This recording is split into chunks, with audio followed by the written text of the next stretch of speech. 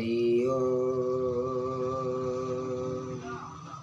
ओम नमो भगवते वासुदेवाय। ओम नमो भगवते पुरुषोत्तमाय।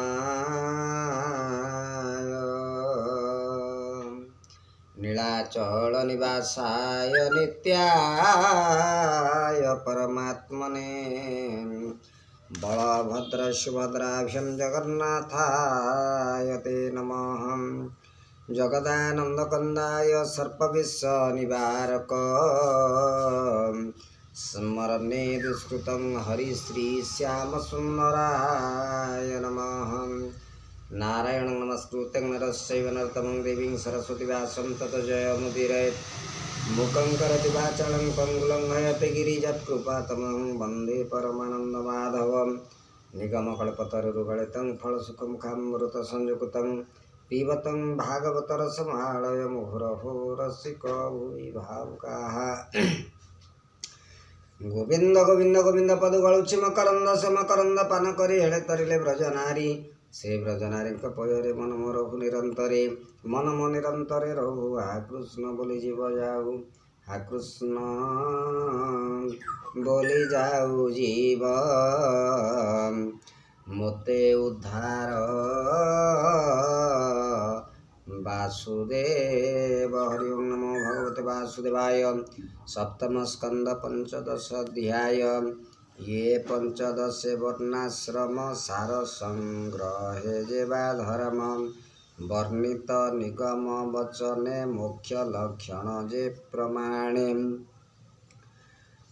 राजुषी यज्ञ सभा चाहि कुंती नंदन भाव बही कहन्ति ब्रह्मांक कुमार शेष ज्ञान धर्म सार। नारद उवाच ब्राह्मण केवा कर्म निष्ठा तपसा धने के प्रतिष्ठा वेद पठने कार सिद्धि के ज्ञान अवा जोग साधि। गृहस्थ पितृश्राद्ध काले ज्ञानी पुरुष जेबे मिले ताहांको हव्य कव्य दान कले अनेक हुए पुण्य। ज्ञान अभावे यथाक्रमे जे विप्रे थांति निज धर्मे ताहांको यथा योग्य देई तेबे उचित फल पाई। श्राद्ध देवता कार्ये दुई बरी विश्वे देवा पाई। तृतीय पितृस्थाने बरी अभावे एक एक करी उत्तम द्रव्य भुंजाइब श्राद्धे विस्तर न करिब।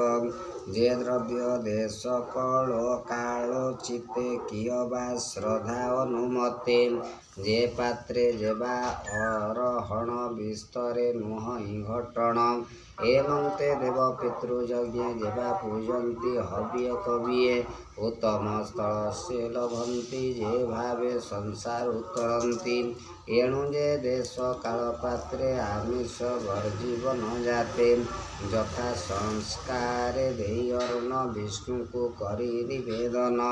श्रद्धारे सत पात्रे देई से श्राद्ध कामधेनु होई लभन्ते अक्षय कल्याण। ए वाक्य निगम प्रमाणम। देव ब्राह्मण पितृभूते सुजन आदि बंधुजुते जहाँकु विष्णु भावे मणि संतोषे देव न पाणी। जाचित धर्म उपदेशे श्राद्ध करिब निरामिषे जे धर्म लभि निरामिषे से काहि लाभ पशुहिंसे। स्वधर्मे इच्छा जार थिब केबे हे पशु न हिंसिब। मानस कायिक वचने न करी पशु को हिंसने। यज्ञर फल जे जानती अनित्य कर्ममय चिंती। आत्मा संयम अग्नि जाली इंद्रिय अर्थ घृत ढाली। हे ज्ञान यज्ञ दृढ़ करी विष्णु माया रुजान्ति तरी। जे द्रव्यमय यज्ञ करे ताहांको देखि प्राणी डरे। ଏହାର ଦେହେ ଜ୍ଞାନ ନାହିଁ ଆମ୍ଭ ଜୀବନ ରକ୍ଷେ କାହିଁ। ଏ ଘେନି ଦୟା ଯାର ଚିତ୍ତେ ଯଜ୍ଞ କରିବ ମୁନି ମତେ। ବିଧର୍ମୀ ପର ଧର୍ମ ବେନି ଆଭାସ ଉପମାକୁ ଘେନି। ଛଳ ସମେତ ପଞ୍ଚ ଜାଣ ଅଧର୍ମ ଶାଖାଏ ପ୍ରମାଣ।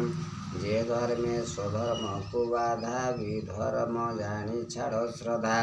ଯେ ଧର୍ମ ପର ପାଇଁ ବିଧି ସେ ଧର୍ମ କେବେ ହେନ ସାଧି। ପାଷାଣ୍ଡ ଧର୍ମ ଉପଧର୍ମ ଦମ୍ଭ ମତ୍ସରେ ଯେବା କର୍ମ। ଶାସ୍ତ୍ରର ତତ୍ତ୍ୱ ନ ବିଚାରି ବାହ୍ୟ ଧର୍ମର ଧ୍ୱଜା ଧରି। ଯେ ଶାସ୍ତ୍ର ବାକ୍ୟ ଭେଦ କରି ଛଳ ଧର୍ମ ଯେ ତାକୁ ବୋଲି। ଧର୍ମ ଆଭାସ ମାତ୍ର ଧରି ଆଶ୍ରମ ଧର୍ମ ପରିହରି। ସ୍ୱ ଇଚ୍ଛେ ଏକ ଧର୍ମ କରି ଆଭାସ ଧର୍ମ ତାକୁ ବୋଲି। ଯେ ଧର୍ମ ଆତ୍ମ ଶାନ୍ତି କରେ କେ ତାହା ନିତ୍ୟ ନ ସୁମରେ। ନିର୍ଧନ ପ୍ରାଣୀ ଯେବେ ହୋଇ ଧର୍ମ ବାଜୀବିକାର ପାଇଁ। ଚେଷ୍ଟା ନ କରେ ବହୁ ଧନେ ସନ୍ତୋଷ ଅଳ୍ପ ଭୋଜନେ। ମହାଇ ଅଜଗର ଯେହ୍ନେ ଆହାର ମିଳେ ଅକିଞ୍ଚନେ। ସନ୍ତୋଷ ଆତ୍ମା ଯେବା ନରେ ଅନ୍ତେ ପଶନ୍ତି ସୁଖ ଘରେ। ଯେ ଧନ ଲୋଭେ ଅସନ୍ତୋଷ ଭ୍ରମେ ଭ୍ରମଇ ଦଶ ଦିଶ।